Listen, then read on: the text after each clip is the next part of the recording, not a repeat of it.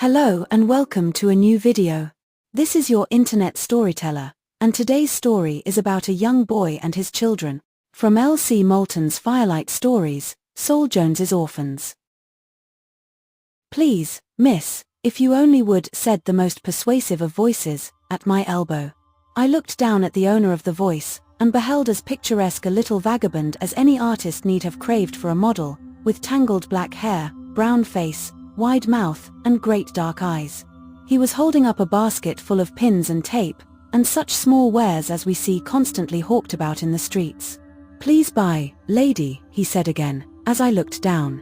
"I am so hungry." "I don't want any pins," I answered, in my severest and most hard-hearted manner. "But there's tape too, and needles." "I say, missus," and this was in the most insinuating of tones, "I suppose you never was hungry?" I looked at him gravely. He was not tidy, certainly. His clothes were innocent of brushing, and odd little patches of various colors were partly sewed on, and partly hanging loose over his rents and tatters. His bright face, too, would have been the better for a little wholesome soap and water, but hungry he did not look. "Yes," I said, "I think I may have been hungry in my life, but you don't look hungry now."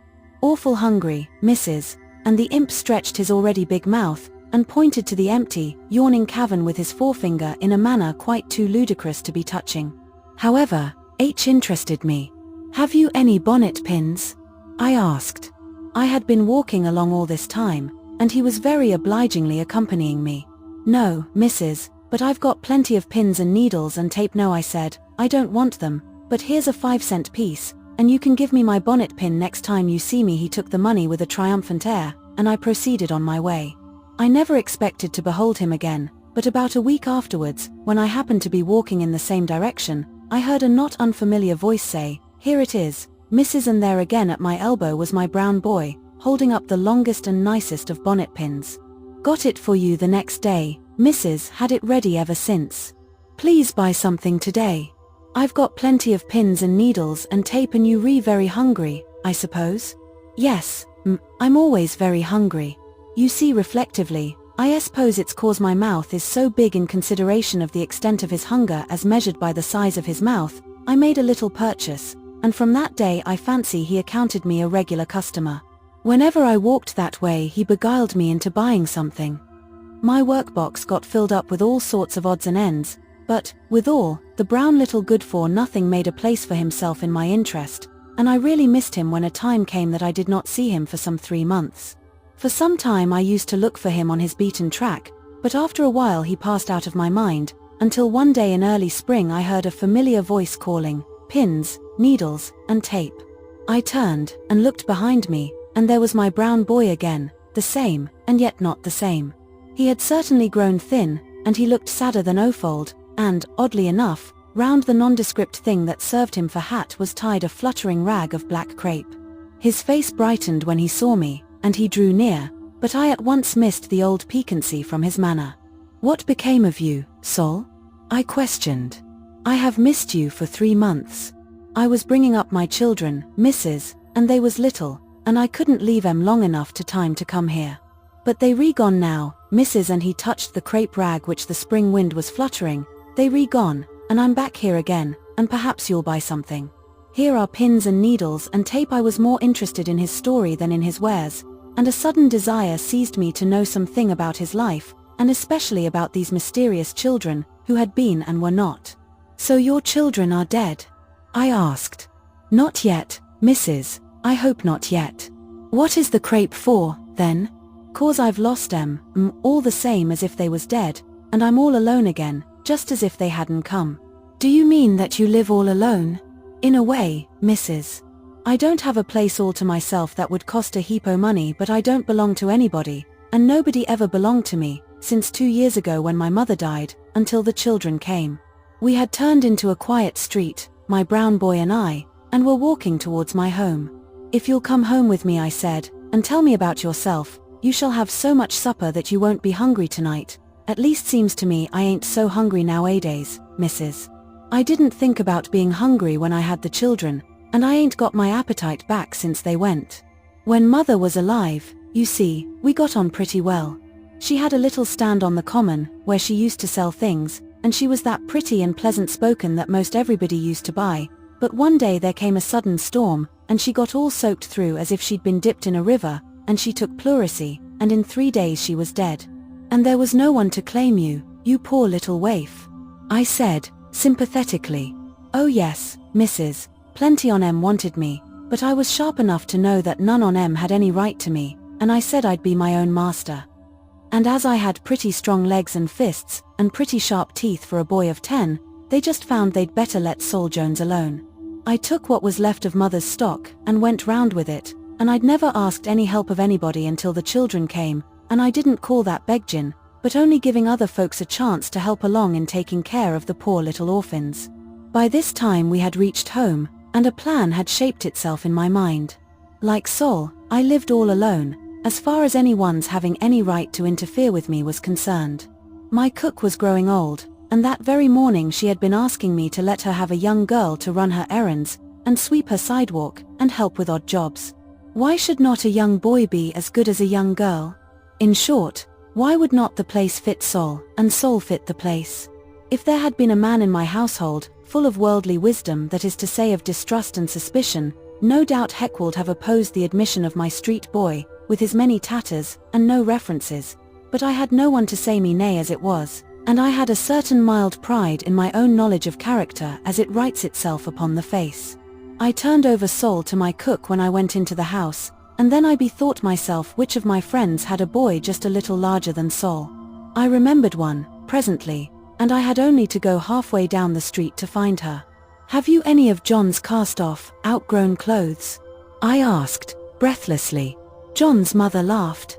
"If that isn't just like you, for all the world, coming upon one in this sudden way. Yes, I have John's last winter clothes, though I was going to send them to the orphanage tomorrow. Well, I want them tonight. I have brought a boy home with me who is all rags, and he's the worthiest kind of an orphan who is trying to support himself." "Another of your sudden likings," my friend said with a sigh. "Never mind, your orphan may as well have John's clothes as any other orphan, so I'll get them." I hurried home and gave the clothes to the cook. "See that the boy is made tidy," I said, "and give him some supper, and then let him come to me in the library." In less than an hour there stood before me a really nice-looking boy, comfortably clothed and neat, but with a curiously subdued air, as if he had to get acquainted, afresh, with himself. "Do you think you should like to live here, Sol?" I asked, "and help the good woman who has just given you your supper?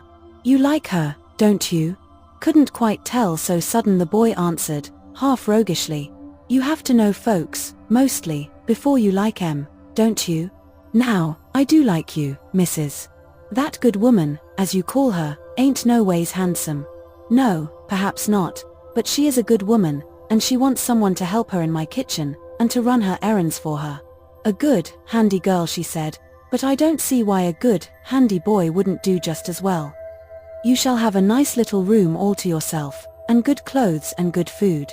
"Seems most as good as heaven," Sol answered, but he spoke sadly, as one who had seen a door open into a beautiful world on which he might not enter. "If it wasn't for the children, I'd stay here, but I don't see my way clear on account of them." "But you said they were gone, and you had that bit of crepe on your hat because you had lost them." "Yes, Mrs. But lost things is found sometimes," he answered mysteriously. "If you don't mind, Mrs., I should like to tell you about the children. It was just about 3 months ago, one cold day in February, that I saw 'em first. I had been doing pretty well that day. Maybe you don't remember, but you had bought pretty nearly $50 worth of things, yourself. I was walking along, kind-o briskly, thinking I'd have a good hot supper that night, when I came on the children. I was in a back street, such a one as you don't know anything about, and a woman stood in a doorway, laying on to them poor little mossells with a stick. 'You get out o' here,' she said, 'and don't you come home again without money enough to buy your supper and mine, too,' and she put in some powerful bad words, Mrs., that ain't fit to tell over to you. Now I told you I was a knowin' chap when I was 10, and I wasn't any less knowin' when I was 2 years older. I saw that the only way I could help those little ones was just to keep still and not seem to see or hear. But when they went away, poor little creatures, hand in hand, and turned round a corner, I just put after 'em. One of 'em was such a pretty little thing, with heaps of yellow hair, and great blue eyes, and a little mouth, like a bit of a red rosebud. But somehow I felt the sorriest for the other one. The yellow-haired one had such a little mouth, it didn't seem to me she ever could be downright hungry, like I was, but the other, she had a great, big, hungry mouth like mine, and I knew how she felt.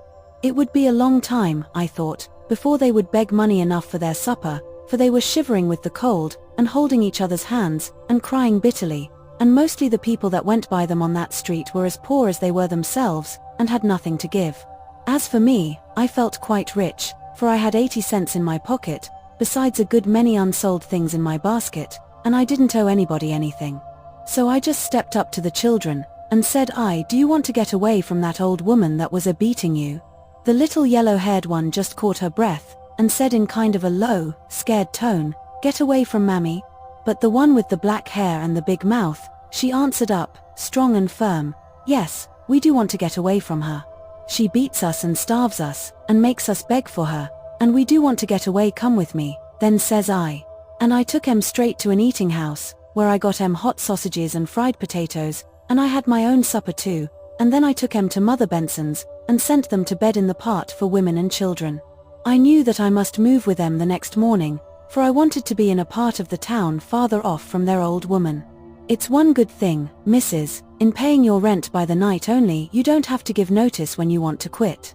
So the next day I took the children and my basket, and we went a long way off, and I got a little room for them and me, and we set up housekeeping. It was the first time I'd ever asked for help, but I did go to some houses and tell my story, and I asked for food and old clothes for the children, and it really seemed, Mrs., as if I was favored. Those children had never been so comfortable in their lives. Susie, that was the one with the black hair, and the big, hungry mouth like mine, she grew jolly and full of fun, but little Ellen never was quite happy. She had two troubles, and one was for fear her mother would find her again, and the other for fear she had done wrong in coming away with me at all. She was a tender-hearted little thing, and whenever we had a good supper, she would cry and take on, and say that maybe her poor mammy had no supper that night, at all. But Susie would say that she hoped the cruel old thing was hungry, and she did not believe she was their mother, anyhow. Which did I love best? Well, I never quite knew. You see, I was the most at home with Susie, with her big mouth, and the fun and laughter there was in her when she got it filled, but we both worshipped little Ellen.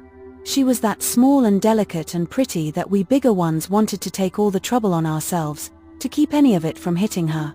I had about 10 weeks. Those were good weeks. You see, I'd never known what it was to have anyone to look out for before. While Mother lived, she had looked out for me, but these children were my business to see to. I never went back onto the old beat where I used to see you, because it was too far off from where I kept the children, and I never wanted to leave them long at a time for fear something would happen. But I suppose those days was too good to last. Sometimes I used to take them with me when I went out with my basket. I didn't like to, though. I always felt as if it was risky, but they used to tease to go, and after all, there was no real reason to think the old woman would get on our track. But one day, about 2 weeks ago, I went out, and they persuaded me to let them come. I had stopped in the street to sell some pins to a customer, and the children were behind me. Suddenly I heard little Ellen's voice cry, "Zero Mammy, Mammy," and then a great blow knocked me down, and my head hit a stone step, and I was stunned, and knew nothing more till I felt my nose burn and tingle, and woke up in a druggist's shop, where they were making me smell something that went into my nose like fire. In this time, while people had been busy with me, the old woman had taken the children and gone. I've been hunting for her these 2 weeks back, but I have found no trace of her. She must be somewhere, Mrs., with my children, and I must look till I find them. That is why I don't see my way clear to living on here with you. I should like the little clean room, Mrs., and the comfortable clothes, as well as any boy, and surely I ain't afraid of work, but I want to be in the street, where I've a chance of finding my children. The story, told so simply, had only added to my interest in Sol, and I determined to keep him, by some means or other. I told him how quickly he could get through with his duties for me, and that he might be for hours of every day in the street, with his basket of odds and ends for sale, and, moreover, that when he found the children, I would help him to see to them. At last he was persuaded, and Cook and I saw every reason to congratulate ourselves upon our acquisition. The summer went by. I had been out of town part of the time myself, but the most complete harmony prevailed in my absence between Cook and her assistant. When I returned at the end of September, however, Saul seemed no nearer to finding his children than when I went away. At last, one crisp day in late October, I sent him out to do an errand for me. He was the soul of promptness and fidelity, and I had begun to wonder at the unusual length of time he had been absent, when, suddenly, Cook presented herself. "Saul has come," she said, "with 2 children. He says they are his children, and he wants you to see them." I hurried downstairs. There was Saul, with a little girl in either hand. I should have known them anywhere, I think, from the description that he had given me. There was Susie, with her big, honest, black eyes, and her great, hungry mouth, and there was little Ellen, with her piteous, pleading, blue eyes, her yellow hair, and the little, sad mouth, like a shut rosebud. "I found em, Mrs." Saul cried exultingly. They was waiting outside the police court, where the old woman was up for getting drunk, and I just hid em away, and then hung round till I found she had got 3 months. And I found another thing, too, that these children are none of hers. The neighbor who had complained of her testified that she never was any relation to them. She took em when their own mother died, and brought em up to beg for her. "Mean, spiteful, old thing," Susie cried, in a burst of wholesome wrath, but little Ellen looked at me deprecatingly, and said, "You know we thought she was our mammy, and we can't help being sorry for her." "I can," cried Susie. "I'm glad she's shut up, and I wish it was for always, and I only want Saul." "You shall never go back to her again," I said, soothingly. "Now that you know she is not your mother, she has no right to you. Go into the kitchen with Cook, and Saul and I will settle what is to be done." "There's just one thing, Mrs. said Saul, turning to me when we were left alone. "I must get a room somewhere, and go to housekeeping again with my children." It was no easy task to dissuade him from this plan. He clung to it until I had convinced him that, for their own sakes, the little girls needed other care and other training than he could give them. My scheme was to get them admitted into the home for little wanderers, and to keep also a certain oversight of them myself. "And you can work and study," I said to Saul, "and fit yourself really to earn money, and really to make a home, and then you can open its doors to your children. You can do wonders if you try." His great eyes kindled, and his dark cheeks glowed. In general, I don't approve of slang, but I had it not in my heart to reprove him when he cried out in his dialect of the street, "Won't I just, Mrs.?" "You bet." I succeeded in my plan. Saul's children are comfortable and happy in their new home, where they have lived for nearly 2 years. Saul gets leave for them to go out with him now and then, or brings them home triumphantly for a half-holiday and a hot supper in Cook's kitchen. He never spends an unnecessary penny or an idle half-hour, for all his life is set towards one purpose, to make a home for his children, and to see them happy in it. His mouth is as big and as hungry as ever, his eyes dance with fun as of old. He does not look like the stuff of which heroes or martyrs are made, yet I think we should go far to find another soul more capable of self-sacrifice and self-forgetfulness than this brown boy of the street, whose home has been for 2.5 years in my kitchen. The end. I hope you enjoyed listening to this story, and I'll be seeing you next week for a new one. Thank you so much for being here, and please don't forget to like and subscribe for more stories.